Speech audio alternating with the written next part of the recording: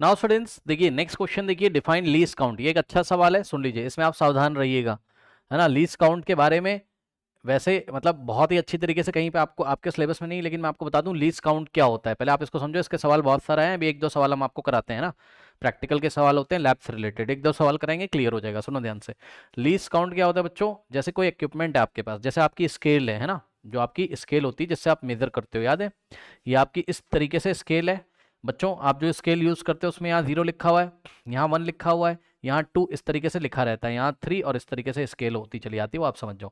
अब 0 से लेके 1 तक ये 1 सेंटीमीटर है, याद है बच्चों, ये क्या है 1 सेंटीमीटर। अब बताओ 0 से लेके 1 के बीच में कितने सेक्शंस होते हैं टोटल, 10। कभी देखी स्केल आपने, 10 होती है। तो 1 2 3 4 5 6 7 8 9 10 सेक्शंस होते हैं छोटे छोटे। अब ये जो स्केल आप यूज करते हो, अच्छा 10 सेक्शन, इसमें से जो ये छोटा वाला 1 डिवीजन होता है, ये किसके इक्वल होता है, 1 मिलीमीटर के इक्वल होता है, यानी कि 1 सेंटीमीटर बराबर कितना हो जाता है, 10 मिलीमीटर। यस और नो, 1 सेंटीमीटर में 10 मिलीमीटर होते हैं। अगर मैं आपसे ये सवाल पूछूं कि ये जो स्केल आप लेके आए हो बच्चों, इस स्केल से छोटा पॉसिबल डिस्टेंस कितना मेजर कर सकते हो, बताओ। इस स्केल से छोटा मिनिमम डिस्टेंस कितना मेजर कर सकते हो, बताओ। मिनिमम रीडिंग ये क्या दे सकता है, बताओ भाई, ये कितना है, इतनी तो लेंथ दे सकता है, इससे छोटी लेंथ तो देगा नहीं है, यानी कि मिनिमम कितना ये मेजर कर सकता है, 1 मिलीमीटर। बताओ भाई, ये 1 मिलीमीटर है ना, 1 मिलीमीटर ऐसे करते करते 1 मिलीमीटर 10 टाइम्स आएगा तो 1 सेंटीमीटर कंप्लीट हो जाएगा, ठीक।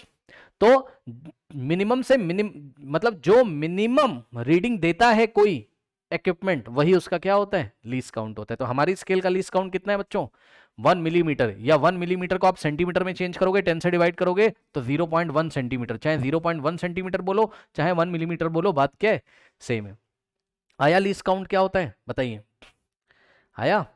तो ध्यान से चेक करो, इसको एक और तरीके से निकालते हैं, थोड़ा समझ लेना, दो चार क्वेश्चन कराऊंगा, गलत मत कर देना एग्जाम में। देखो बच्चों, यहां से लेके यहां तक कितने 10 डिवीजन है, तो ध्यान से सुनना, 10 स्मॉल डिवीजन्स, ध्यान से सुन लेंगे बच्चे, 10 स्मॉल डिवीजन्स गिव्स, अब बताओ जरा, 10 स्मॉल डिवीजन कितनी लेंथ दे रहे हैं तुम्हें, 1 सेंटीमीटर की, क्या मैंने सही लिखा, चेक कर लो ना। 10 स्मॉल डिवीजन कितनी लेंथ दे रहे हैं, 1 सेंटीमीटर की, तो 1 स्मॉल, यूनिटरी मेथड लगा दोगे, 1 स्मॉल डिवीजन कितनी लेंथ देगा, 1 स्मॉल डिवीजन कितनी लेंथ देगा बच्चों, ये 10 आके उधर क्या करेगा, डिवाइड कर देगा, यानी कि 1/10 सेंटीमीटर। तो 1 स्मॉल डिवीजन कितना देगा, 1/10, यानी कि 0.1 सेंटीमीटर। आया कि नहीं आया बताइए। तो इसका लीस्ट काउंट कितना होगा, बताओ, 0.1 सेंटीमीटर, ठीक है। अब सुनो, तो अब एग्जाम में सवाल कैसे आते हैं, तो मैं आपको बता दूं बच्चों सवाल कैसे आते हैं। आपको कुछ भी दे देगा सवाल में, जैसे कि एग्जाम्पल के तौर पे बच्चों कोई इक्विपमेंट बना के दे देगा, ऐसे एमीटर ऐसे बना के दे देगा, समझो, यहाँ 0 लिखा रहेगा, ठीक, यहाँ 1 लिखा रहेगा, यहाँ ऐसे करके 2 लिखा रहेगा, इसके बीच में डिवीजन दे देगा। सुन लो, हर एक बार 10 डिवीजन दे ये जरूरी नहीं है, सुन लिया। ऐसे करके मान लो बच्चों, यहां पर जो एमीटर की नीडल है, यहां ए लिखा होगा, ए का मतलब एमीटर है और करंट इन एम्पियर मेजर कर रहा है ये, ठीक। ऐसे अब ध्यान से चेक करो बच्चों, इसमें होंगे 5 डिवीजन, मान लो 1 2 3 4 5, 5 डिवीजन। यहां पर भी 1 2 3 1, ये देखो, ये देखो, 1 2 3 4 5, और ये जो आपकी क्या नाम है, जो एमीटर की सुई है वो यहां पे रोक देगा लाके। अब बोलेगा एमीटर की रीडिंग बताओ, तो कैसे करोगे, ध्यान सुनो बच्चों, 0 से लेके 1 तक, ध्यान देना जरा, 0 से लेके 1 तक कितने हैं इसमें सेक्शंस, 1 2 3 4 5, सही है।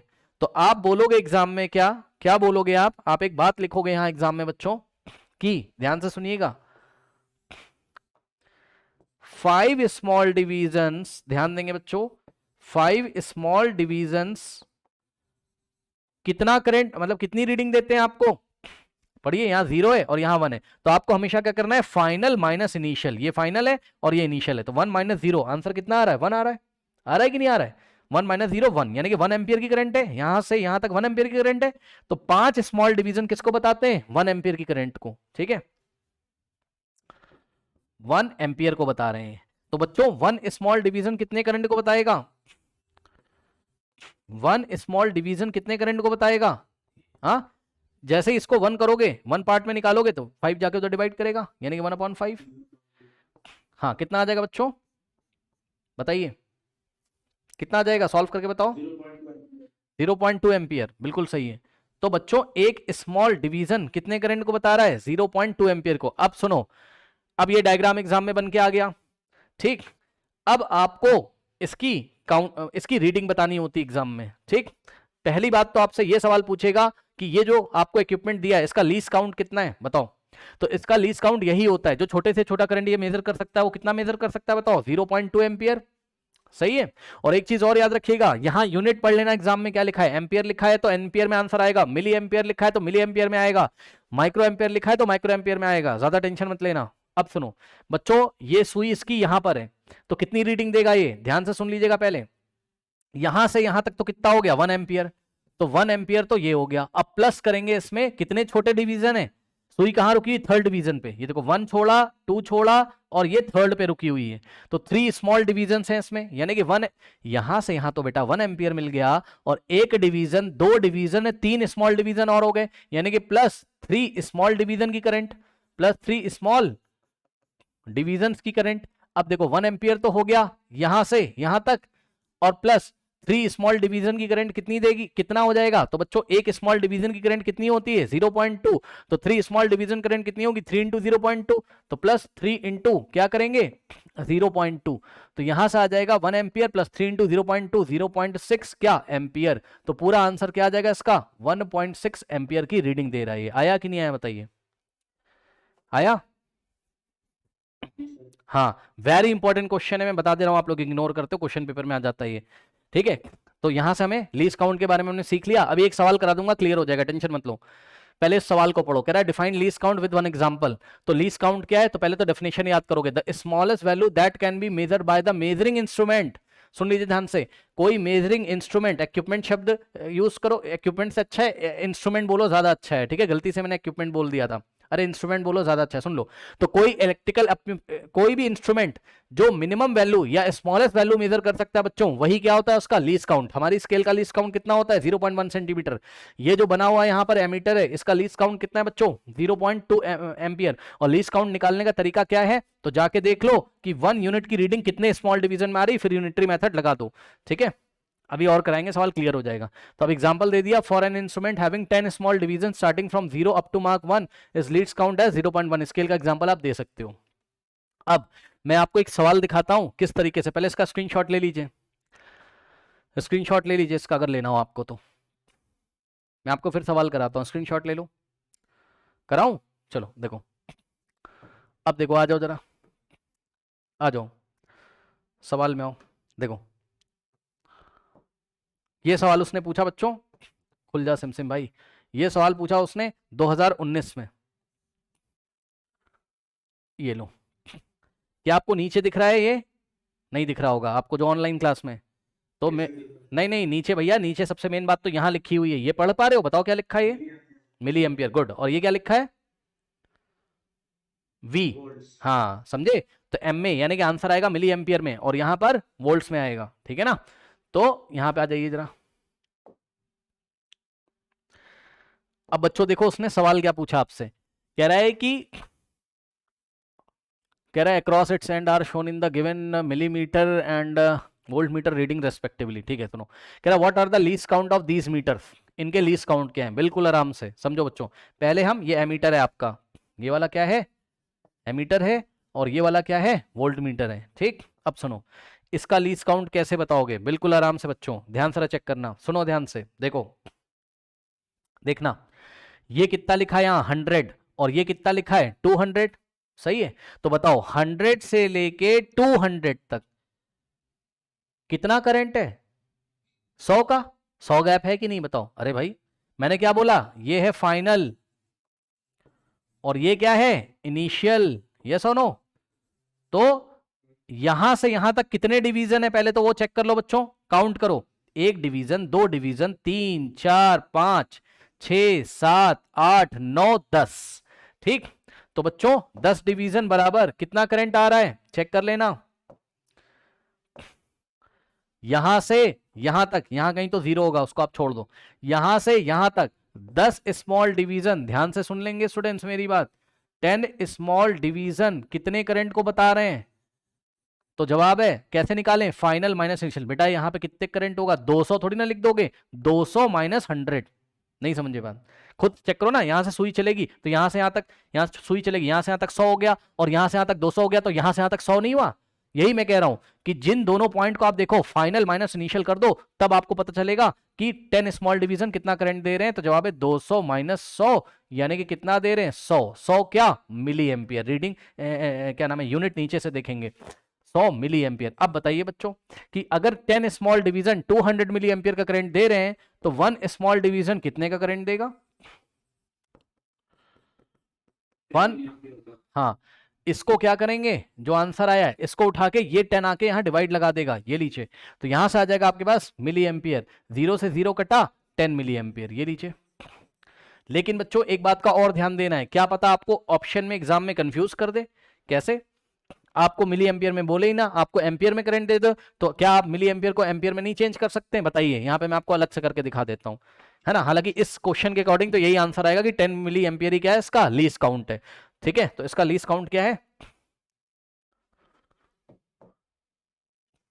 अरे समझ जाना भाई, इसका जो लीस्ट काउंट है कितना है इस डिवाइस का, छोटे से छोटा करंट जो ये मेजर करेगा वो 10 मिली एम्पियर, 10 मिली एम्पियर से छोटा ये मेजर नहीं कर सकता है, ठीक। लेकिन ऑप्शन में अगर आपको दिया हो एम्पियर में, तो कैसे कन्वर्ट करोगे, 10 मिली एम्पियर बराबर क्या करोगे, मिली को हटा के 10 की पावर -3 से मल्टीप्लाई करोगे तो एम्पियर में आ जाएगा।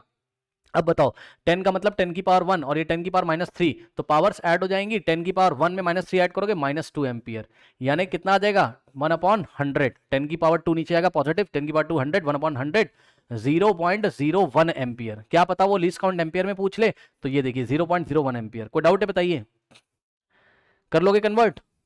अब सुनो, वैसे तो अभी नहीं पूछा उसने, अभी आप मिली एम्पियर बता के छोड़ दो आंसर, क्या पता ऑप्शन में आ जाए, तो कन्वर्ट करके एम्पियर में दे रहा हो, आप मिली एम्पियर में ढूंढ रहे हो, मिलेगा ही नहीं, तो आप मैच करा लेना इस तरीके से। अब सुनो, उसके बाद बच्चों, अब इसकी चलो रीडिंग भी बता दो, अब इसकी रीडिंग भी बताओ, उसने बोला इसकी रीडिंग भी बताओ, तो बच्चों रीडिंग कैसे बताओगे, कितना, हाँ देखो ये सुई कहाँ रुकी हुई है, नहीं नहीं ये 5 नंबर पे, ये मिड पे रुकी है, मैं पहले बता दे रहा हूँ आपको, डायग्राम देखने में थोड़ा दिक्कत हो रही होगी, ये यहाँ रुकी हुई 5 नंबर पे, कितने सेक्शन पे, तो यहां तक हो गया कितना, यहां 0 से चली थी और यहां पे आ गई, तो 200 मिली एम्पियर तो यहां कवर हो गया, और प्लस भाई यहां से यहां तक 200 मिली एम्पियर कवर हो गया, 0 से 200 तक। अब कितने डिवीजन पे रुकी है, स्मॉल डिवीजन पे, 1 division, 2 division, 3 division, 4 division, 5 division, तो 5 इंटू क्या करेंगे, एक डिवीजन कितने को बता रहा है 10 मिली एम्पियर, तो 5 डिवीजन स्मॉल डिवीजन किसको बताएंगे 10, 5 इंटू 10 मिली एम्पियर, तो यहां से आंसर आएगा बच्चों कितना 200 मिली एम्पियर, और प्लस 5 इंटू 10 कितना आता है 50 मिली एम्पियर, ये लीजिए, तो 250 मिली एम्पियर इसका क्या है आंसर है। ठीक, एम्पियर में चेंज करना होगा, वैसे नहीं करना है, करना होगा 10 की पावर -3 से मल्टीप्लाई कर देंगे, ऐसे करके रीडिंग लेते हैं। अब यहाँ पर आओ, ये बोर्ड एग्जामिनेशन 2019 का सवाल मैं आपको दिखा रहा हूँ, यहाँ पे देखिए बच्चों, अब इसका आपको क्या निकालना है, लीस्ट काउंट। ओके, अब ध्यान दो बच्चों, ये रहा इनिशियल पॉइंट, हालांकि यहाँ 0 होगा उसको आप छोड़ दो, ये रहा इनिशियल पॉइंट 1, ठीक, और ये रहा फाइनल पॉइंट 2। अब ध्यान दें बच्चे, यहां से यहां तक कितने डिवीजन है 10 है, काउंट कर लेना, तो 10 स्मॉल डिवीजन कितना करंट बताते हैं 2 की 1, करंट नहीं सॉरी वोल्ट्स, मतलब पोटेंशियल डिफरेंस। बताओ यहां से यहां तक कितना पोटेंशियल डिफरेंस आ रहा है 1 वोल्ट का, नहीं आ रहा है, अरे भाई फाइनल माइनस इनिशियल करो ना भाई, 1 से 2 के बीच में 1 का ही गैप तो है, ठीक। तो बच्चों 10 स्मॉल डिवीजन, ध्यान से सुन लेना 10 स्मॉल डिवीजन बच्चों, कितने का गैप, कितना कितना पोटेंशियल डिफरेंस बता रहे हैं आपको 1 वोल्ट का, कैसे निकाला फाइनल माइनस इनिशियल, 2 - 1 1 वोल्ट, सही है। उसके बाद 1 स्मॉल डिवीजन कितने का बताएगा, 1 स्मॉल डिवीजन कितने का बताएगा 1 आ रहा है, और 1 को उठा के 10 से डिवाइड लगा दोगे, ये लो, तो 1/10 कितना होता है बताओ 0.1 वोल्ट होता है कि नहीं होता है बताइए, तो 1 स्मॉल डिवीजन 0.1 वोल्ट बता रहा है, यानी कि इस वोल्ट मीटर का बच्चों लीस्ट काउंट कितना है, इसका लीस्ट काउंट कितना है बच्चों 0.1 वोल्ट, ये सुनो, ठीक। तो ये चीज हो गई। अब बच्चों इसकी रीडिंग रीडिंग बताओ, आपको शायद नहीं दिख रहा होगा यहाँ साफ साफ, मैं आपको बता दूं, ये जो इसका कांटा है सुई है, ये 4 नंबर पे रुकी, 4th स्मॉल डिवीजन पे। तो बच्चों देखो 0 से लेके यहां तक तो हो गया कितना, यहां से यहां तक हो गया कितना, 2 हो गया। तो 2 वोल्ट तो यहां तक कवर हो गया, और प्लस ध्यान दें बच्चे इसके आगे 1 section, 2 section, 3 division, 4, 4th small division पे सुई रुकी हुई है। तो 4th 1 स्मॉल डिवीजन 0.1 को, तो 4 स्मॉल डिवीजन 4 इंटू 0.1 वोल्ट को बताएगा कि नहीं बताएगा? तो आंसर कितना आएगा, 2 वोल्ट्स और प्लस 4 इंटू 0.1 0.4 वोल्ट्स। तो आंसर टोटल आएगा 2 प्लस 0.4 2.4 वोल्ट्स। ऐसे करके अब आप सवाल मत छोड़ के आना, ऐसा एग्जाम में सवाल आएगा। कोई डाउट है बताइए? ये लॉन्ग आंसर टाइप क्वेश्चन में आया हुआ था बच्चों, सारा मिला जुला के। और भी कुछ क्वेश्चंस दिए थे रेजिस्टेंस के, लेकिन वो आप हैंडल कर सकते हो, आपको पता है इक्विवेलेंट रेजिस्टेंस रेजिस्टेंस कुछ पूछा होगा। ओके, कर लोगे? स्क्रीनशॉट ले लो लीस्ट काउंट का भैया। अब आपको ही निकालना है एग्जाम में, डायग्राम वो कैसा भी दे सकता है। हाँ ठीक है, तो इसको मत छोड़ के आना, ये सवाल आपका 2 नंबर में मिल जाएगा। ठीक, अब आते हैं, ये सब बहुत फेवरेट सवाल हैं एग्जामिनेशन के लिए। ठीक, तो बस देखिए लीस्ट काउंट पे कितना डिस्कशन हो गया। अब बच्चों फटाफट आ जाओ, अब बच्चों वाले खेल फिर से स्टार्ट हो गए। कह रहा है state the factor on which the heat produce in a current carrying conductor depend. अब बच्चों हीट कौन कौन सी बातों पे डिपेंड करती थी? जूल्स लॉ ऑफ हीटिंग का फॉर्मूला याद है? वहीं से बता दो फटाफट। हाँ, जूल्स लॉ ऑफ हीटिंग का फॉर्मूला क्या होता था बच्चों? H बराबर I²R T। अब बताओ हीट किसके प्रोपोर्शनेट होती है? सुन लो, सुन लो, एक बात बोलूंगा, सुन लेना। क्या हीट करंट के प्रोपोर्शनल होती? ये लिख के आओगे एग्जाम में? नहीं, हीट करंट के स्क्वायर के प्रोपोर्शनल होती है। यही तो गलत कर देते हो तुम एग्जाम में, तुम लिख के आते हो heat is proportionate to current, 0 marks, कोई नंबर नहीं मिलेगा। भैया हीट करंट पे थोड़ी ना डिपेंड कर रही, करंट के स्क्वायर पे डिपेंड कर रही है। ठीक, तो आप लिखोगे क्या, स्क्वायर ऑफ द करंट पे डिपेंड करती है, यानी कि heat is directly proportional to square of the current. उसके बाद बच्चों heat is directly proportional to resistance. और तीसरी बात, heat is directly proportional to time. What time? Time for which the current is flowing in the conductor. जितने समय के लिए कंडक्टर में टाइम, सॉरी, जितने समय के लिए कंडक्टर में करंट फ्लो कर रहा है वो वाला टाइम सेकंड में रखना है, ध्यान से सुन लो, तभी हीट किस में आएगी? जूल्स में। ओके, तो ये है बच्चों। ओके, तो इस तरीके से, और यही तीनों बातें किसको डिफाइन करती हैं? जूल्स लॉ ऑफ हीटिंग को। जूल्स लॉ ऑफ हीटिंग यही तीनों बातें तो करता है कि heat heat heat heat produce in a conductor is directly proportional to the square of the current is directly proportional to the resistance is directly proportional to the time for which the current is flowing in the circuit. उसके बाद बच्चों अब इसके application उसने पूछ लिए, तो भैया एप्लीकेशन नहीं पता आपको हीटिंग इफेक्ट का? बताओ, कुछ भी बता दो इसमें। इलेक्ट्रिक हीटिंग डिवाइसेस के बारे में बताना है, जैसे कि इलेक्ट्रिक बल्ब, वहां पे भी हीट होती है, हालांकि बल्ब का मेन काम है लाइट देना, बट हीट होके ही वो लाइट देता है। ओके, और इलेक्ट्रिक फ्यूज, तो इलेक्ट्रिक बल्ब ना लिख के कुछ और भी लिख सकते हो आप।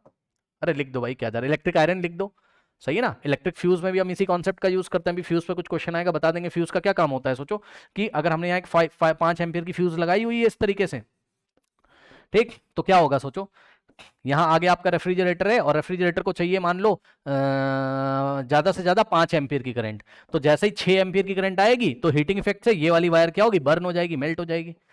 याद है आपको? तो करंट आगे नहीं जा पाएगा। फ्यूज वाले में हमने आपको पढ़ाया था, हालांकि फ्यूज वाला जो magnetic effect of electric current में शायद डिटेल में पढ़ाया गया ना फ्यूज के बारे में। हाँ, फ्यूज के क्वेश्चन आएंगे, अभी क्लियर हो जाएगा, टेंशन मत लो, आगे बढ़ो। फिर से चलो बता ही देता हूं यार, सुनो, फ्यूज जो है वो कौन से प्रिंसिपल पे बेस करती है? Heating effect of electric current, और MCB MCB magnetic effect of electric current पे। ठीक है, एमसीबी मतलब मिनिएचर सर्किट ब्रेकर। ओके, अब नेक्स्ट आ जाओ बच्चों फटाफट। कह रहा है why are electric bulb filled with chemically inert nitrogen और ऑर्गन। आज की क्लास में बताया था नाइट्रोजन और ऑर्गन से इलेक्ट्रिक बल्ब के अंदर हम नाइट्रोजन ऑर्गन क्यों भर देते हैं? मैंने आपको बताया इसके 2 रीजन होते हैं। नंबर 1 तो ये है कि अंदर जो फिलामेंट है कहीं वो रिएक्शन ना कर जाए, है ना। तो जो अंदर टंगस्टन का फिलामेंट है वो रिएक्शन ना कर जाए, यानी कि to prolong the life of filament. अंदर जो फिलामेंट है वो रिएक्शन करेगा तो धीरे धीरे ऑक्सीडाइज होकर खराब हो जाएगा। ठीक है, तो उसकी लाइफ को अच्छा करने के लिए ज्यादा दिन तक बल्ब चले, इसलिए हम इसमें इनर्ट गैसेस डालते हैं जो रिएक्शन नहीं करती, जैसे नाइट्रोजन ऑर्गन। दूसरी बात अगर आप लिखना चाहें तो आप लिख सकते हैं क्या, कि जो बल्ब का एनवलप होता है इस तरीके से, है ना, ग्लास का जो एनवलप होता है बच्चों, बाहर का जो एटमॉस्फेरिक प्रेशर होता है उसको अंदर भरी गई गैस के द्वारा बैलेंस किया जाता है। ये मैंने आपको बताया, बाहर का प्रेशर और अंदर का प्रेशर इक्वल करने के लिए भी ऐसा किया जाता है। नहीं तो अगर तुम अंदर कोई गैस नहीं भरोगे तो बाहर एटमॉस्फेरिक प्रेशर में अगर कुछ चेंज वेंज आए किसी कारणों से तो अंदर की तरफ प्रेशर ज्यादा लग जाएगा, बल्ब अंदर की डायरेक्शन में टूट जाएगा। तो बाहर का प्रेशर और अंदर का प्रेशर बराबर, जैसे हमारा ब्लड प्रेशर होता है, बाहर से एटमॉस्फेरिक प्रेशर और हमारा ब्लड भी प्रेशर लगाता है, जिसकी वजह से हमारी बॉडी इक्विलिब्रियम में, ठीक है ना, उसी तरीके से इसकी भी जो बॉडी है वो इक्विलिब्रियम में रहेगी, बैलेंस रहेगा सब कुछ। चलो अब आगे देखो, what is meant by the statement that the rating of the fuse in a circuit is 5 ampere. बच्चों फ्यूज 5 एम्पियर का इस बात से आप क्या समझते हो? इस बात से हम ये समझते हैं क्या कि अगर 5 एम्पियर से ज्यादा करंट आई सर्किट में तो क्या होगा, ये ब्लो ऑफ हो जाएगा। फ्यूज क्या होगा? ब्लो ऑफ, यानी कि खराब हो जाएगा, मेल्ट हो जाएगा, ठीक है ना। तो ये चीज है। आगे बढ़िए, कह रहा why the filament of a bulb are high melting point. अभी आप खुद पढ़ लेना हाई मेल्टिंग पॉइंट का वो क्यों होता है। क्योंकि बच्चों हाई मेल्टिंग पॉइंट का इसलिए होता है, अगर लो मेल्टिंग पॉइंट का होगा फिलामेंट तो क्या होगा, मेल्ट हो जाएगा बल्ब खराब हो जाएगा। क्यों?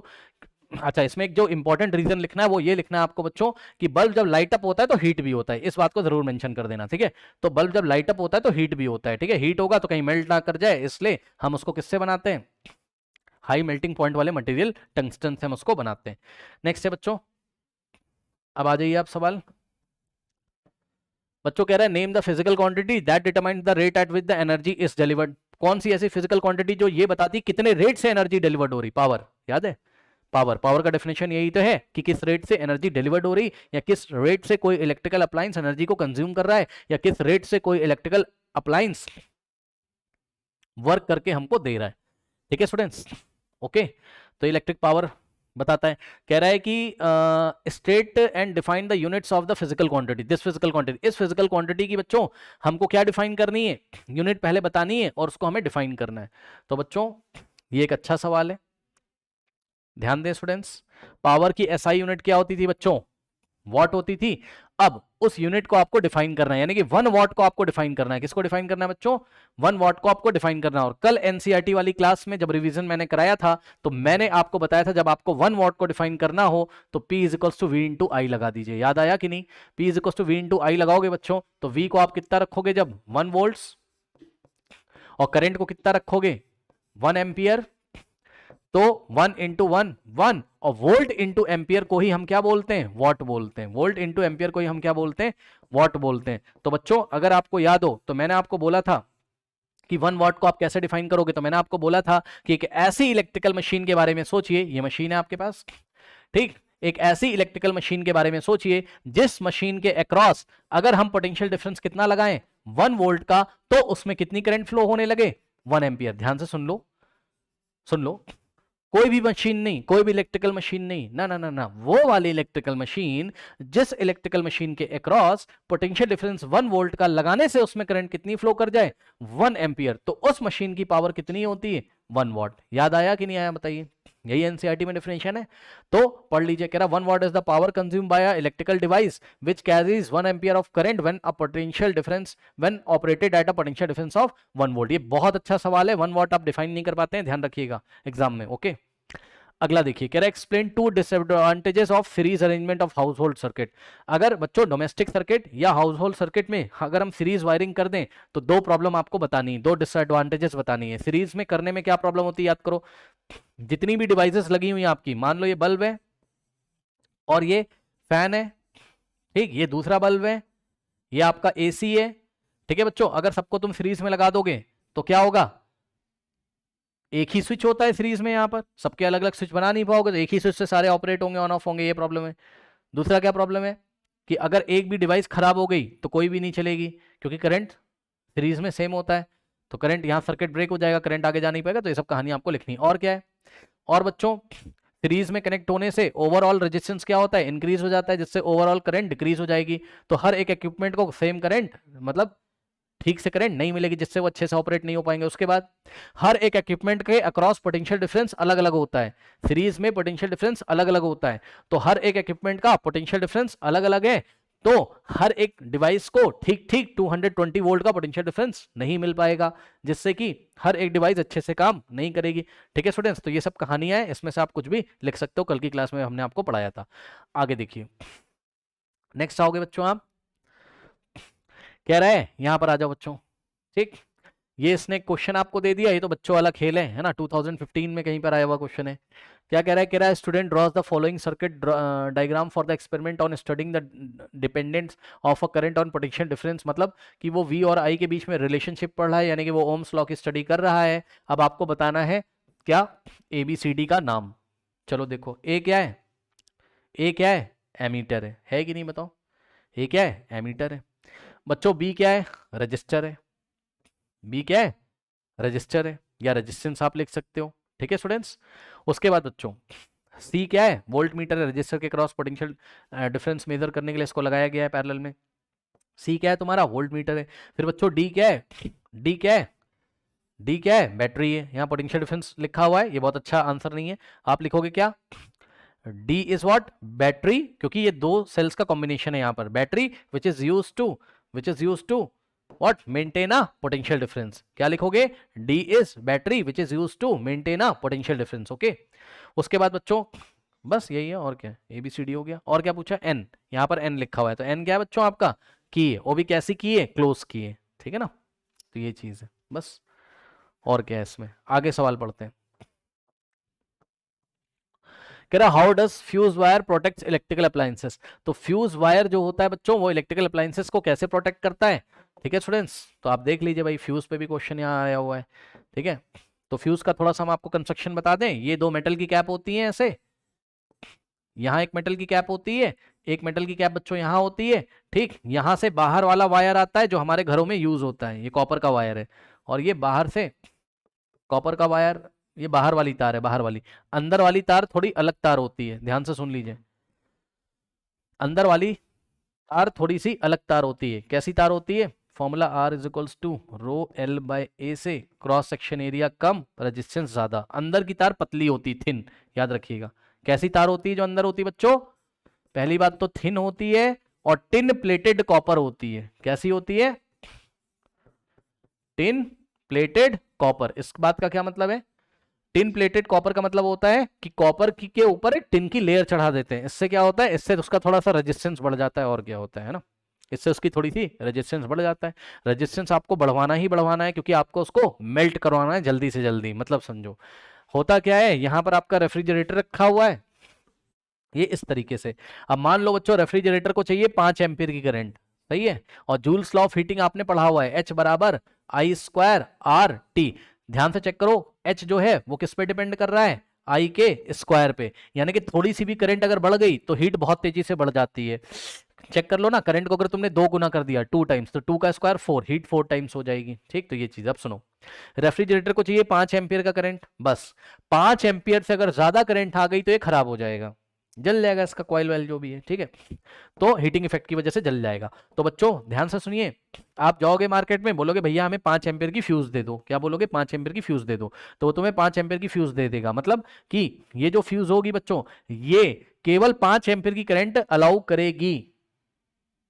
5 से ज्यादा जैसे ही करंट होगा, मतलब 6 तक भी झेल जाती है, कोई दिक्कत नहीं, 5 एम्पियर का लेके आओगे 6 एम्पियर तक भी झेल जाएगी। और 6 एम्पियर अगर आ गया, ध्यान सुनो, तो तुम्हारा रेफ्रिजरेटर खराब नहीं होगा। 5 एम्पियर का रेफ्रिजरेटर है तो 6 एम्पियर तक झेल जाएगा, 1 एम्पियर एक्स्ट्रा झेल जाता है वो। लेकिन जैसे ही 10 एम्पियर की करंट अगर आ जाएगी, या 7 एम्पियर 8 एम्पियर हो गई, मान लो कि ये किसके लिए बना है, ये वाला जो टिन प्लेटेड कॉपर वायर केवल 5 एम्पियर की करंट के लिए बना हुआ है। अब पीछे से अगर गलती से कभी कभी 10 एम्पियर करंट आ गई, आ सकती है, पावर स्टेशन से कभी कभी पोटेंशियल डिफरेंस बहुत ज्यादा मेंटेन हो जाता है, गलती से वहां पर कुछ फॉल्ट आ जाती है, कुछ प्रॉब्लम हो जाता है। ठीक है, तो 10 एम्पियर करंट अगर पीछे से आ गई बच्चों, तो क्या होगा बताओ, करंट 10 एम्पियर हो गई, ओहो हो, तो चेक करो, H is directly proportional to R, बहुत ज्यादा हीट बनेगी। जैसे ही बहुत ज्यादा हीट बनेगी बच्चों, ध्यान से सुनिए, बाहर वाली तार तो नहीं मेल्ट होगी, ना ना ना, बाहर वाली मोटी तार होती है, ठीक, अच्छी क्वालिटी की तार होती है। अंदर वाली टिन प्लेटेड कॉपर वायर होती है। ठीक है, थिन भी होती, पतली पतली होने से क्रॉस सेक्शन एरिया कम है, रेजिस्टेंस ज्यादा है। तो तुम बार बार क्या कर रहे हो, देखो रेजिस्टेंस भी तुमने बढ़वा दिया, करंट भी ज्यादा आ गया, तो हीट बहुत ज्यादा होगी। हीट ज्यादा होने की वजह से मेल्ट हो के यहां से ब्रेक हो जाता है, काम बन गया तुम्हारा।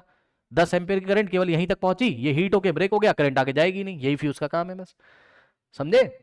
तो रेफ्रिजरेटर बच गया तुम्हारा, वरना ये 10 रुपए की फ्यूज आती है, 10 रुपए के चक्कर में 10,000 का रेफ्रिजरेटर चला जाएगा तुम्हारा। ठीक है ना, तो ये फ्यूज की कहानी है पूरी, हमने आपको बता दिया, अब पढ़ लो। कह रहा how does fuse wire protect electrical appliances. कह रहा the fuse break the circuit if a fault in an electrical appliances causes too much current flow, this protects the wiring. अरे भाई पढ़ लेना है सब, ठीक, मैंने आपको समझा दिया है, इतना वो नहीं। अब आगे बढ़ो बच्चों, अब आप चाहो तो इसका स्क्रीनशॉट ले सकते हो, क्योंकि ये डायग्राम बना के आपको एक्सप्लेन करना पड़ेगा एग्जाम में। और एक बात और एग्जाम में क्वेश्चन आती है, फ्यूज का क्रॉस सेक्शन एरिया क्यों कम रखते हो। फ्यूज में जो अंदर tin plated wire, tin plated copper wire होती है, इसका मतलब वो थिन क्यों होती है, पतली क्यों होती है, तो पतली होने की वजह से क्रॉस सेक्शन एरिया कम, रेजिस्टेंस ज्यादा, जिससे कि वो उसमें ज्यादा हीटिंग इफेक्ट दिखाई पड़ेगा, तो ज्यादा करंट आते ही वो मेल्ट हो जाएगी। मतलब हीटिंग इफेक्ट अच्छा दिखाएगा ना, वो रेजिस्टेंस ज्यादा तो हीटिंग इफेक्ट ज्यादा। चलो, तो इसीलिए हमने आपको अभी पहले बोला था कि जो फ्यूज है वो heating effect of electric current पे बेस करता है। अब आगे आओ, नेक्स्ट सवाल यहाँ पर आओ। Give reason for the following. Okay बच्चों, electric bulb are usually filled with chemically inert gases, nitrogen, argon. ये मैं आपको पहले बता चुका हूँ। Fuse wire is place in series with the device. बच्चों फ्यूज वायर को, मतलब फ्यूज वायर का मतलब समझ रहे हो ना, जहाँ, अरे भाई फ्यूज फ्यूज फ्यूज को सीरीज में क्यों लगाते हैं हम, ठीक है बच्चों। तो ऑब्वियसली बच्चों सीरीज में ही लगाओगे। अब इसमें कुछ एक्सप्लेन थोड़ी ना करना है, सीरीज में ही लगाओगे ना भाई, और कहाँ लगा दोगे। ये रेफ्रिजरेटर है, तो रेफ्रिजरेटर को प्रोटेक्ट करना है तो उसके साथ सीरीज में ही तो लगाओगे ऐसे करके, ताकि पीछे से करंट आए तो जब करंट ज्यादा हो जाए तो ये फ्यूज का जो टिन प्लेटेड कॉपर वायर है मेल्ट हो जाए और करंट आगे नहीं जा पाएगी। तो बस यही सब कहानियां लिख देना। क्या it melts and stop the flow of any unduly high electric current and break the circuit, बस और क्या है। और दूसरा सवाल आता है कि फ्यूज को पैरेलल में लगाना चाहिए किसी डिवाइस के साथ कि सीरीज में, तो जवाब है सीरीज में, बस खत्म। अब सुनो, आगे बढ़ो, आप अपनी भाषा में भी एक्सप्लेन कर सकते हो। इस सवाल को बच्चों ध्यान से देखेंगे, ठीक। कह रहा while experimentally verifying Ohm's law, a student observed the pointer of the voltmeter coincide with the 15th division when the voltmeter has least count 0.05 volt। सुन लो भाई, देखो कितना अच्छा सवाल आ गया बच्चों, मैंने लीस्ट काउंट आज पढ़ाया आपको, ठीक है ना। देखिए लीस्ट काउंट पे सवाल तो बेटा पूछता ही पूछता है वो एग्जाम में हमेशा। तो बच्चों क्या कर रहा है, इसका जो पॉइंटर है ये इस तरीके से, ठीक। इसका जो पॉइंटर है वोल्ट मीटर का वो कहाँ पे कोइंसाइड कर रहा है, यहाँ कहीं जीरो होगा और छोटे छोटे स्मॉल डिवीजन होंगे, और कितने स्मॉल डिवीजन पे कर रहा है वो, कोइंसाइड विद 15th डिवीजन। तो 15th डिवीजन तो 1 2 3 4 5 6 7 8 9 10 11 12 13 14 और ये रहा, अरे भाई थोड़ा छोटा बड़ा हो गया, आप एडजस्ट कर लेना, ठीक है। ये 15th डिवीजन है, ये देखिए बच्चों, ये क्या है 15th डिवीजन है। तो बताओ इसकी रीडिंग कैसे दोगे, 15 डिवीजन अगर दे दिया और उसने लीस्ट काउंट उसका दिया हुआ है, लीस्ट काउंट कितना है 0.05 वोल्ट। मतलब बच्चों एक स्मॉल डिवीजन कितने को बता रहा है, लीस्ट काउंट का मतलब है कि एक स्मॉल डिवीजन कितनी रीडिंग को बताता है 0.05। तो 15 के साथ कोइंसाइड कर रहा है, तो 15 स्मॉल डिवीजन कितनी रीडिंग देंगे 15 इंटू 0.5, ये लीजिए। तो 0.75 वोल्ट इसकी क्या है रीडिंग। 2 नंबर का सवाल आ गया भाई, लो 2 नंबर में दे दिया, 2 बार पूछा हुआ है, ये देखिए 2015 में कहीं और डीडीए 2015 में पूछा हुआ है, सीबीएसई में पूछा है, कहीं और भी पूछा हुआ है, ठीक। अब सुनो, कह रहा है कि an electric heater 800 what operates 6 hours per day. बच्चों एक दिन में 6 घंटे चलता है, एक दिन में 6 घंटे चलता है। एक बात बताओ बच्चों, अगर एक दिन में 6 घंटे चलता है तो 30 दिन में कितने घंटे चलेगा, यानी कि टोटल टाइम कितना आ जाएगा।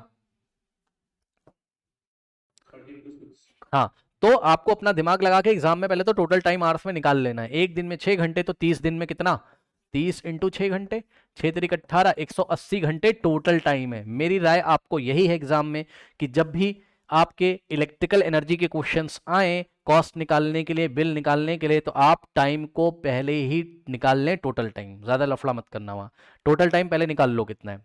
कैसे करते हैं, एक दिन में कितने घंटे यूज हो रहा है इनटू जितने दिन यूज हो रहा है, ठीक। तो टोटल टाइम आ गया। अब जब टोटल टाइम आ जाता है तो अब मेरी दूसरी राय है आपको कि पावर को हमेशा किलोवाट में चेंज कर लें। तो पावर 800 वाट अगर किलोवाट में दिया तब तो ठीक है, नहीं है तो आप क्या करोगे, पावर को वाट में दिया है तो 1000 से डिवाइड करोगे तो किलोवाट में आ जाएगा, ठीक। तो यहां से आ जाएगा पावर कितना आपका 0.8 किलोवाट। अब बच्चों ध्यान दो, किलोवाट पावर का यूनिट होता है। अब आप इलेक्ट्रिकल एनर्जी यहां तुरंत निकाल लिया करिए, कौन से फॉर्मूले से बच्चे, E बराबर P इंटू टी से, ठीक।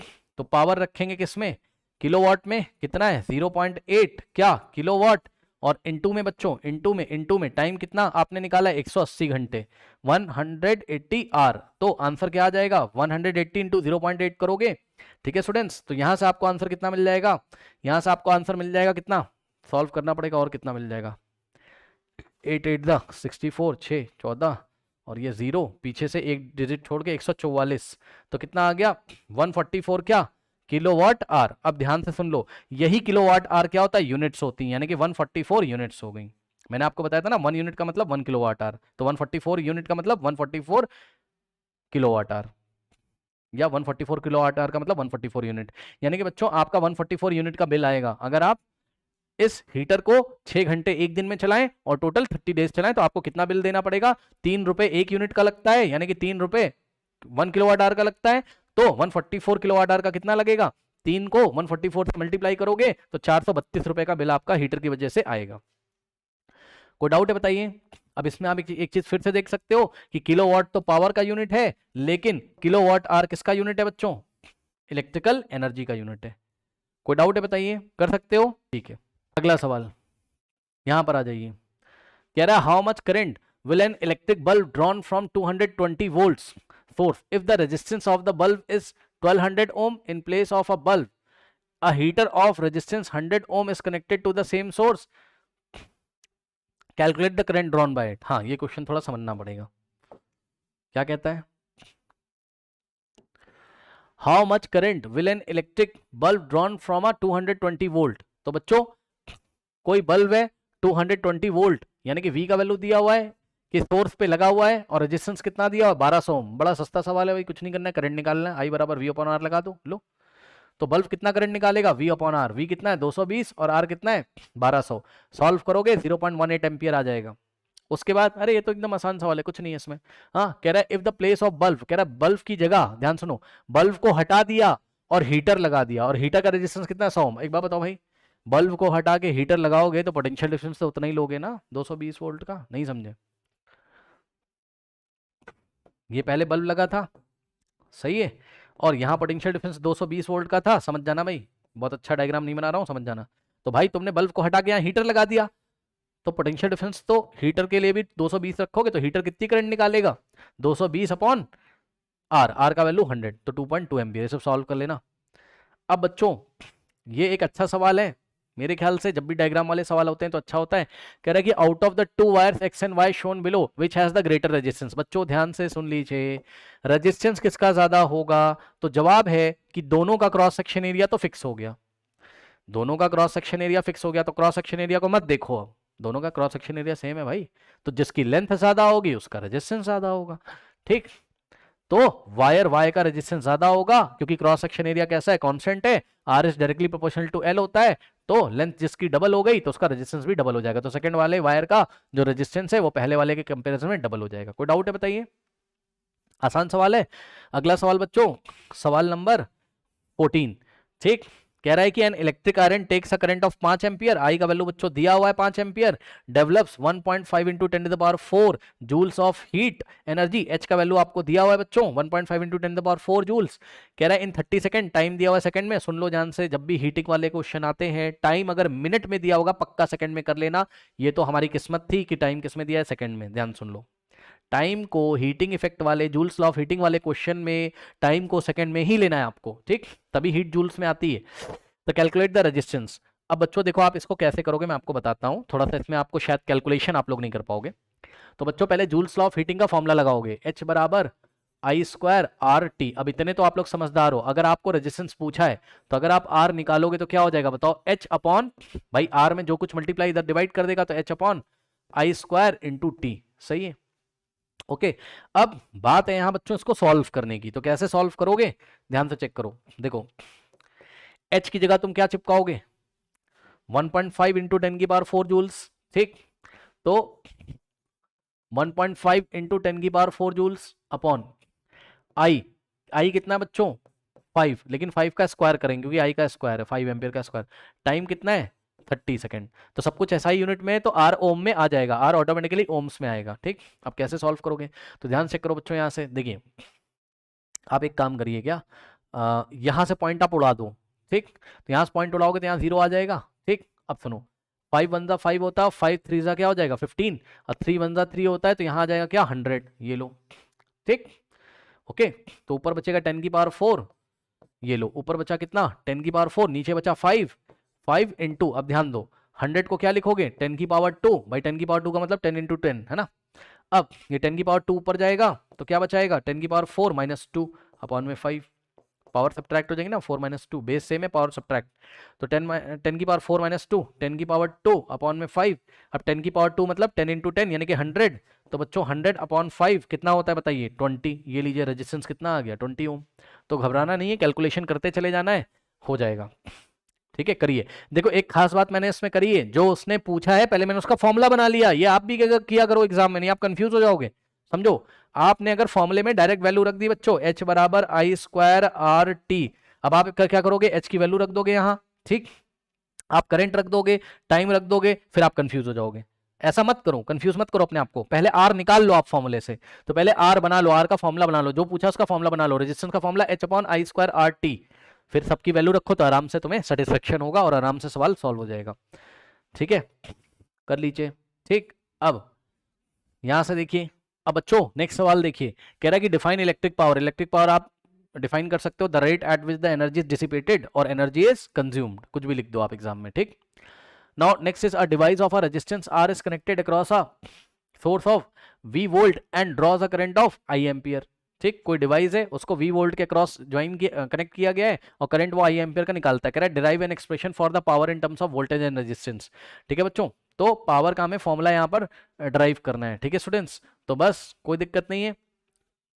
अब इसमें क्या ही करना है यार, हाँ, P इज इक्वल्स टू क्या लगा दोगे बताओ, आप सबसे पहले E बाई टी लगा दो, यानी कि जितना एनर्जी कंज्यूम है divided by time, P is equals to E by T. अब एनर्जी कंज्यूम किसके इक्विवेलेंट होता है, वर्क डन के, तो W बाई टी, और W की जगह आप क्या लगाओगे बताओ, V बराबर क्या पढ़ा था आपने।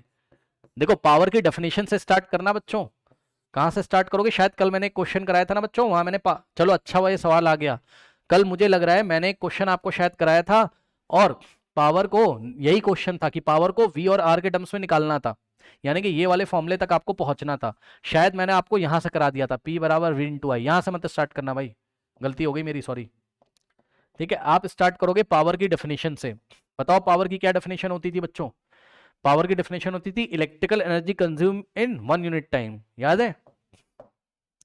यहां से स्टार्ट करोगे, P is equal to E क्या है, इलेक्ट्रिकल एनर्जी कंज्यूम, और T क्या है, टाइम इन सेकेंड्स। ओके, तो power is equal to electrical energy consume divided by time, और इलेक्ट्रिकल एनर्जी कंज्यूम किसके इक्वल होती है, इक्वलेंट होती है वर्क डन के इक्वल। भाई कुछ समझो ना, कोई मशीन है, ये कोई आइडियल मशीन अगर, तो जितनी इलेक्ट्रिकल एनर्जी ये कंज्यूम करेगी उतना ही तो वर्क करके देगी तुम्हें। मान लो कोई पंप है, आइडियल पंप, मतलब जितना इनपुट लेगा उतना ही आउटपुट देगा टी टाइम में, तो ई एनर्जी कंज्यूम कर रहा है तो वर्क भी कितना करके देगा वो पंप, वर्क मतलब कितना पानी चढ़ाता है वो छत पे, ठीक है ना, तो जितनी एनर्जी कंज्यूम कर रहा है उतना ही वर्क करके देगा, तो ये चीज मैं आपको बता रहा हूं, समझे। ठीक है, तो P बराबर E बाई टी, ई की जगह हम वर्क रखेंगे W बाई टी, और V बराबर क्या होता था, W बाई क्यू। ठीक है, और यहां से W आप निकाल लेंगे, तो W बराबर क्या हो जाएगा, V इंटू क्यू, सही है, और यहां ले आके आप रख दोगे W की वैल्यू, तो रखो जरा बच्चों, क्या हो जाएगा, P बराबर W की जगह V इंटू क्यू, ठीक, अपॉन में T, सही है, तो P बराबर V और Q बाई टी कितना होता है बच्चों, I बराबर क्या होता था, साइड में लिख के दिखा दोगे ये सब, I बराबर Q बाई टी, तो क्या करोगे, Q बाई टी की जगह आप I लिखोगे, P बराबर VI तक पहुंच गए हो, लेकिन हमें किसके टर्म्स में लेके आना है पावर बच्चों, वोल्टेज और रेजिस्टेंस के टर्म में, तो वोल्टेज को रहना चाहिए, करंट को गायब कर दो, तो कैसे गायब करोगे, ओम्स लॉ के फॉर्मूले की हेल्प से, V बराबर आई आर, आर आई को गायब करना है, सुन लो, आई को गायब करना है तुम्हें, तो आई की वैल्यू निकाल लो, V अपॉन आर हो जाएगा, आई, तो आई की जगह क्या पुट करोगे, V अपॉन आर। ठीक है, तो यहां से P बराबर V इंटू, और I की जगह क्या रखोगे बताओ, V अपॉन आर, सही है। अब यहां से हो जाएगा तुम्हारे पास P बराबर V इंटू वी होता है V का स्क्वायर, और अपॉन में R, V square by R, ये सवाल था। यहां से स्टार्ट करोगे, ये सब साइड में लिख के दिखाओगे और प्रूफ करोगे, करो कॉपी में, वेरी इंपॉर्टेंट क्वेश्चन है, 2 मार्कर के लिए, कर लीजिए इसके सारे जो भी हैं सब कर लिया। ठीक है, बहुत अच्छी बात, ध्यान रखना, ये अच्छा सवाल लग रहा है मुझे, 2 बार पूछ चुका है। ठीक है, कि पावर का फॉर्मूला ड्राइव करो। ओके, तो P is equal to E by T से बच्चों स्टार्ट करिएगा। ठीक है स्टूडेंट्स, चलिए आ जाइए, अब वापस आइए बच्चों, कल मेरे से गलती हो गई थी बच्चों, मैंने P बराबर VI से स्टार्ट कर दिया था, ऐसा मत करना ना, पूरा यहाँ से स्टार्ट करना। अब सुनो बच्चों, उसने आपको सवाल दिया, कह रहे हैं electric bulb is connected to 220 volt, तो V का वैल्यू दिया 220 एंड द करंट है 0.5, तो व्हाट इज द पावर, तो बच्चों बच्चों का खेल है, P बराबर V इंटू आई लगा दो, खत्म। पावर के 3 फॉर्मूले पढ़ाए थे कल आपको, याद है, P बराबर V इंटू आई होता है, और P बराबर क्या होता है, आई स्क्वायर आर होता है, और तीसरा फॉर्मूला क्या होता है, P बराबर V स्क्वायर अपॉन आर, कौन सा वाला लगेगा, ये वाला, क्योंकि V दिया है आई दिया है, तो V की जगह 220 और I की जगह 0.5, सॉल्व करोगे 110 जूल पर सेकंड आ जाएगा। जूल पर सेकंड का मतलब वॉट, अरे जूल उल छोड़ो यार तुम, सीधे पावर का एसआई यूनिट क्या हो गया, वॉट, वॉट को हटा के जूल पर सेकंड लिख सकते हैं, कल आपको बताया था। ठीक है, ये हो गया। उसके बाद बच्चों यहाँ पर अगर आप ध्यान देंगे स्टूडेंट्स, तो ये सवाल इसने आपसे पूछा, देखिए यहाँ पे आ जाइए भाई, देखिए बच्चों, आपसे कह रहा है कि देखो पूछ लिया ना सवाल, कह रहा है state the difference between kilowatt and kilowatt hour. याद है किलोवाट और किलोवाट आवर में बच्चों क्या डिफरेंस होता है? तो जवाब है किलोवाट क्या होता है पावर का यूनिट, और किलोवाट आवर क्या होता है commercial unit of electrical energy. ठीक, तो किलोवाट क्या होता है large unit of electric power. जब बड़ी बड़ी मशीन्स की इलेक्ट्रिक पावर मेजर कर, इलेक्ट्रिक पावर का मतलब कि किस रेट से एनर्जी को कंज्यूम कर रहे हैं वो, यानी कि 1 सेकंड में कितना एनर्जी कंज्यूम कर रहे हैं। बड़ी बड़ी मशीन्स 1 सेकंड में कितनी एनर्जी कंज्यूम कर रहे हैं, एनर्जी का रेट ऑफ कंजम्पशन बताने के लिए आप यूनिट यूज करोगे पावर की किलोवाट, यानी किलोवाट किसका है इलेक्ट्रिक पावर का यूनिट है। ठीक, उसके बाद किलोवाट आर किसका यूनिट है बच्चों commercial unit of electric energy, यानी कि कोई मशीन कितनी एनर्जी कंज्यूम कर रही है वो किस रेट से, ये किस रेट से एनर्जी कंज्यूम कर रही है ये बताना है तो इलेक्ट्रिक पावर यूनिट किलोवाट। कितनी एनर्जी कंज्यूम कर रही है ये बताना है तो इलेक्ट्रिकल एनर्जी आपको बताना है, यानी किलोवाट आर उसकी यूनिट होगी। समझ गए? और सुनो और क्या पूछा उसने बच्चों, कह रहा है कि express 1 kilowatt hour in joules. 1 kilowatt hour को जूल्स में आपको एक्सप्रेस करना है। तो कैसे एक्सप्रेस करेंगे पूरी कहानी देखो, क्योंकि कभी कभी डेरिवेशन करने के लिए आ जाता है। तो बच्चों हम क्या लेंगे, E बराबर P इंटू टी लेंगे। ये फॉर्मूला जिसको नहीं पता है तो भैया मैंने कहीं से नहीं निकाला, यहां से निकाला है। P बराबर E बाई टी होता है। ठीक है, T जाके उधर मल्टीप्लाई करेगा, E बराबर P इंटू टी हो जाएगा। E क्या है इलेक्ट्रिकल एनर्जी, P क्या है पावर, और T क्या है टाइम है। ठीक, अब ध्यान से सुनो बच्चों, हम एक ऐसी मशीन के बारे में सोचेंगे जिस मशीन की पावर कितनी, ध्यान से सुन लो, हम एक ऐसी मशीन के बारे में सोचेंगे जिस मशीन की पावर कितनी बच्चों 1 किलोवाट है। कितनी है 1 किलोवाट, और इस मशीन को 1 घंटे तक के लिए ऑन रखना है आपको। कितनी देर के लिए 1 आवर, 1 H का मतलब 1 आवर। सोचो एक ऐसी इलेक्ट्रिकल मशीन है हमारे पास जिसकी पावर कितनी है 1 किलोवाट, और उसको 1 घंटे तक के लिए ऑन रखोगे तो उसकी एनर्जी 1 किलोवाट आवर आ जाएगी। आइए जरा कैसे आएगी, यहां से आइए। E बराबर P की जगह कितना चिपकाओगे 1 किलोवाट, और टाइम की जगह कितना चिपकाओगे 1 आवर। अब ध्यान से चेक करो बच्चों, अगर आपको याद हो तो आंसर कितना आ रहा है ये 1 किलोवाट आवर। ठीक है भाई, 1 इंटू 1 1 और किलोवाट आवर। ठीक, तो सुनो इसी को हमें जूल्स में कन्वर्ट करना है, तो वापस से हम इसको क्या लिखेंगे, ध्यान देंगे बच्चे, वापस से हम इसको ऐसा लिख सकते हैं ऐसा, तो सर वापस से आप इसको ऐसा लिख लो कि 1 किलोवाट की मशीन को 1 घंटे तक के लिए चलाया। अब ध्यान से चेक करो बच्चों, इतना तो आप लोग को शायद पता होगा कि 1 घंटे में कितने सेकंड होते हैं 3600 सेकंड। जिसको नहीं पता है सुन लो, 16 टू 60 3600 सेकंड। ठीक, और 1 किलोवाट में कितने वाट होते हैं, इसको 1000 से मल्टीप्लाई करोगे 1000 वाट होता है। और सुनिए यहां पर आ जाइए, तो 1 किलोवाट की जगह आप क्या लिखोगे एग्जाम में 1000 वाट, और इनटू में 1 आवर की जगह आप क्या लिखोगे 3600 सेकंड। और कल मैंने आपको कई बार पढ़ा है वाट को हटा के क्या लगाते हैं जूल पर सेकंड, याद है? तो यहां से, अरे ये 2 + 1 इसको छोड़ो यार, यहां पे देखो तुम, यहां पे हो जाएगा क्या 1000, और सुनो वाट को हटा के क्या लगाओगे जूल पर सेकंड, और इनटू में 3600 क्या सेकंड, ये सेकंड से सेकंड कट जाएगा। अब बताओ बच्चों 3600 इंटू 1000, 3600 और 1000 के 3 जीरो इसमें लगेंगे। ठीक, और जूल्स बच गया। अब बताओ इसमें डेसिमल कहीं नहीं, तो सबसे पीछे सोचोगे, उठा के लेके आओगे साइंटिफिक नोटेशन में 3 और 6 के बीच में, तो कितना हो जाएगा 3.6 इंटू कितने प्लेस लेफ्ट में लेके आओ 1 2 3 4 5 6, तो 10 की पावर 6 जूल्स, ये लीजिए। तो इस तरीके से 1 किलोवाट आवर बराबर 3.6 इंटू 10 की पावर 6 जूल्स आपको प्रूफ करना है। अगर प्रूफ करवाने के लिए आएगा तो बच्चों 2 नंबर में आएगा, डायरेक्ट रिलेशन पूछेगा तो 1 नंबर में आएगा। अगर डायरेक्ट रिलेशन पूछा है तो आप डायरेक्टली लिख दीजिएगा कि 1 किलोवाट आवर में 3.6 इंटू 10 की पावर 6 जूल्स होते हैं। प्रूफ भी मैंने आपको करवा दिया है। ठीक है स्टूडेंट्स, तो ये चीज है। अब बच्चों आगे पढ़ते हैं। A bulb is rated at 5 volt 500 milli ampere. सुन लो ध्यान से, a bulb is rated at 5 volt 500 milli ampere. तो बच्चों बल्ब का इस बार सुन लो, पावर वोल्टेज रेटिंग नहीं दिया है, ना ना ना ना ना, करंट वोल्टेज रेटिंग दिया है।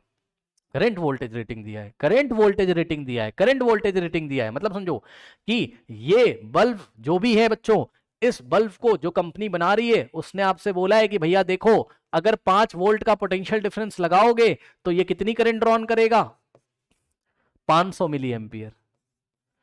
अब मुझे बताओ क्या करंट को मिली एम्पियर में रखना चाहिए?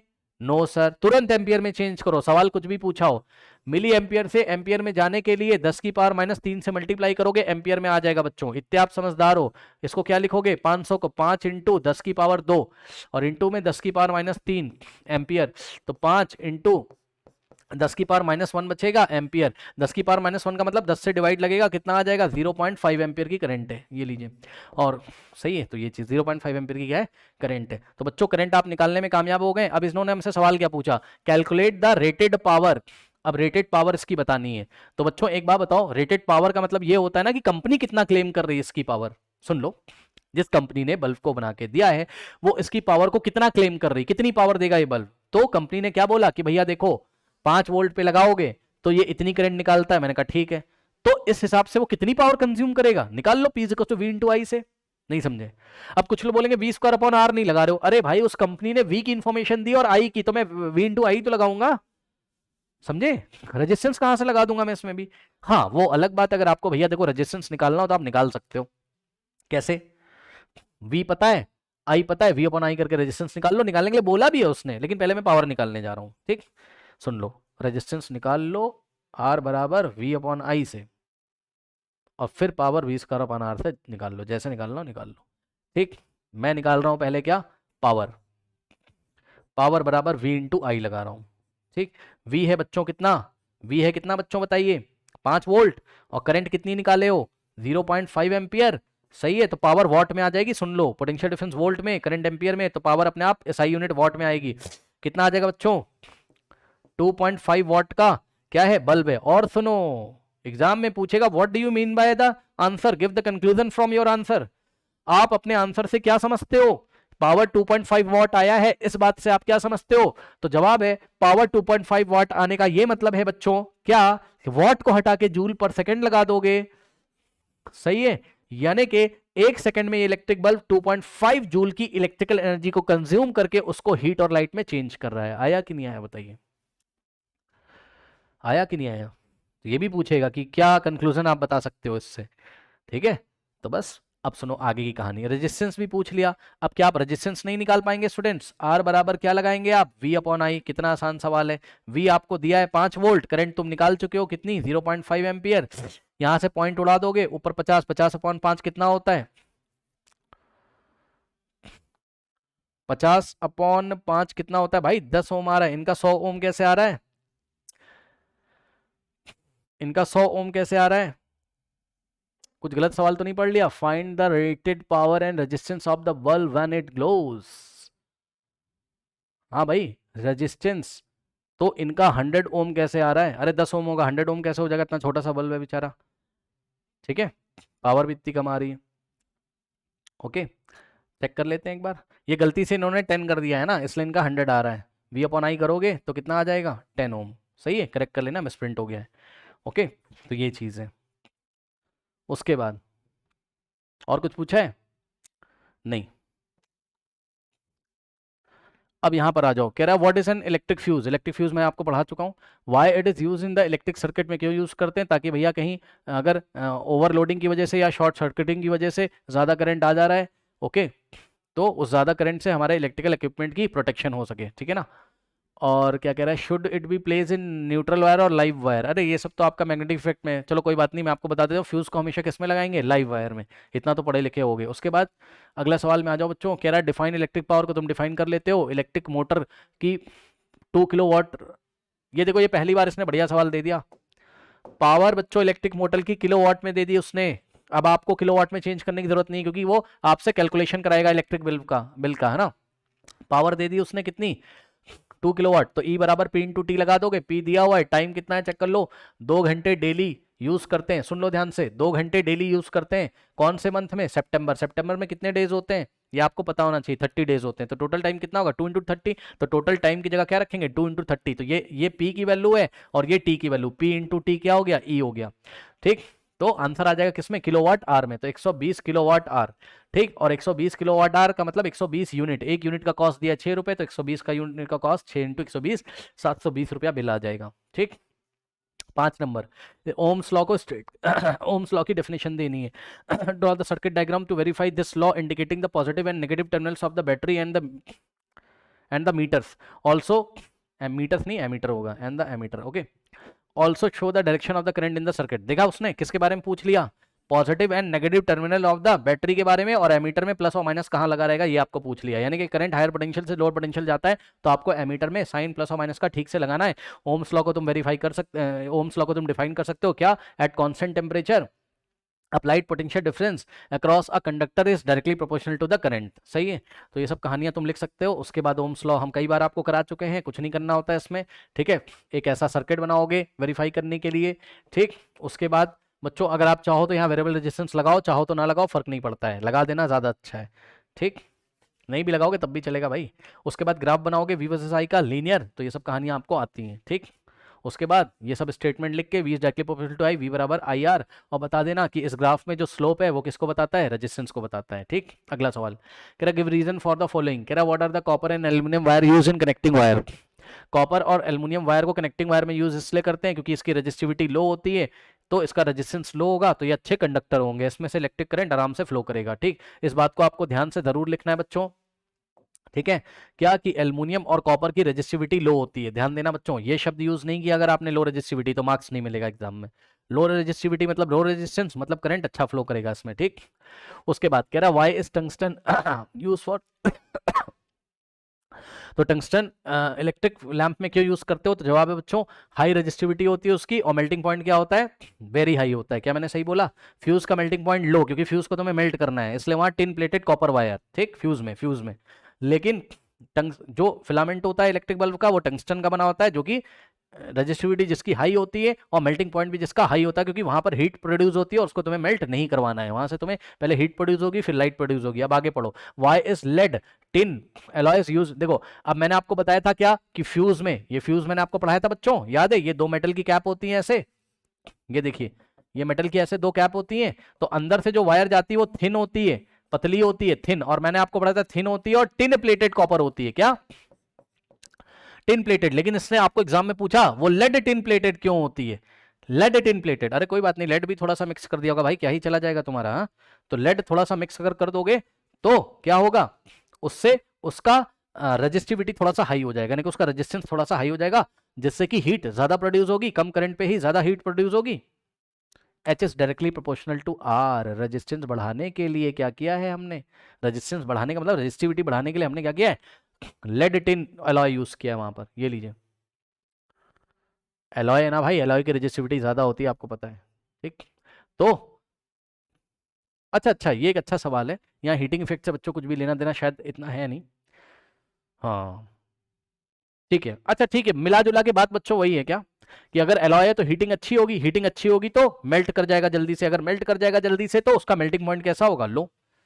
तो पूरी कहानी लिख लेना, क्या एलॉय है जिससे कि देखो रेजिस्टिविटी बढ़ जाएगी, रेजिस्टिविटी बढ़ने का मतलब है रेजिस्टेंस बढ़ गया, यानी कि हीट ज्यादा प्रोड्यूस होगी, है ना, तो हीट कम करंट पे ही ज्यादा प्रोड्यूस होगी बच्चों, तो हीट ज्यादा प्रोड्यूस होने से अब ज्यादा हीट प्रोड्यूस होगी तो जल्दी से मेल्ट हो जाएगा, तो मेल्टिंग पॉइंट क्या हो गया, लो हो गया, ठीक है। तो भैया सारी चीजें मेंशन कर देना, मेल्टिंग पॉइंट के बारे में बता देना कि मेल्टिंग पॉइंट इसका लो हो जाता है। ये अच्छा सवाल मुझे लगा बच्चों, ये अच्छा सवाल लगा। Tin lead tin alloy melting point, main जो उसका टारगेट है वो मेल्टिंग पॉइंट लो करने के लिए। अब घुमा फिरा के कहानी वही है पूरी की, रेजिस्टिविटी हाई होने से अच्छी हीट प्रोड्यूस होती है जिससे फटाक से मेल्ट हो जाता है, मेल्टिंग पॉइंट लो है इसका ओके। थोड़ा सा केमिकली ऐसा होता भी होगा कि लेड को टिन के साथ मिलाने से एमपी डिक्रीज कर जाता होगा, उसका मेल्टिंग पॉइंट डिक्रीज कर जाता होगा, ठीक है। अब वहां पर हम नहीं जा रहे हैं, उसको बोलते हैं डिप्रेशन इन मेल्टिंग पॉइंट, वो सब छोड़ो, यहाँ पे आओ। नेक्स्ट है बच्चों V I graph of the conductor as shown in the figure, ठीक है। What do you infer from this graph, इस ग्राफ से तुम क्या समझते हो, तो ये सब कहानियां मैं तुम्हें पहले बता चुका हूँ, याद है बच्चों। इस ग्राफ से तुम क्या समझते हो बताओ, कि v is directly proportional to क्या है, i है, v और i में कैसा रिलेशन है, लीनियर, लीनियर का मतलब जितने टाइम्स आप v को बढ़ाओगे उतने टाइम्स आप i का भी बढ़ जाएगा, वोल्टेज को 2 गुना करोगे करंट भी 2 गुना हो जाएगा, वोल्टेज को हाफ करोगे करंट भी हाफ हो जाएगा। दूसरा आपको यहाँ से ये पता चलता है कि v बराबर आई आर, तो r बराबर क्या हो जाएगा v अपॉन आई बच्चों। तो इस ग्राफ का जो स्लोप है, इस ग्राफ का जो स्लोप है वही किसको बताता है, स्लोप किसको बताता है, रेजिस्टेंस को। तो याद रखिएगा इसमें जो स्लोप है वो क्या बताता है, रेजिस्टेंस को बताता है। स्टेट द लॉ, लॉ बताना है, ओम्स लॉ को आपको डिफाइन करना है, यहाँ पर डिफाइन करने के बाद पहले स्टेट करना है और फिर एक्सप्रेस करना है। तो पहले स्टेट करना है कांस्टेंट टेम्परेचर पे applied potential difference is directly proportional to what, current flowing through the conductor, उसके बाद लिख के ऐसा करके आपको ड्राइव करके दिखाना है। Name the physical quantity express by the slope of this graph. लो पूछ लिया उसने, इसके स्लोप से कौन सी फिजिकल क्वांटिटी पता चलती है? जवाब है रेजिस्टेंस, रेजिस्टेंस। उसके बाद उसने पूछा and state its unit, SI unit. तो रेजिस्टेंस का एसआई यूनिट आपको बताना था ओम। खत्म सवाल। ठीक।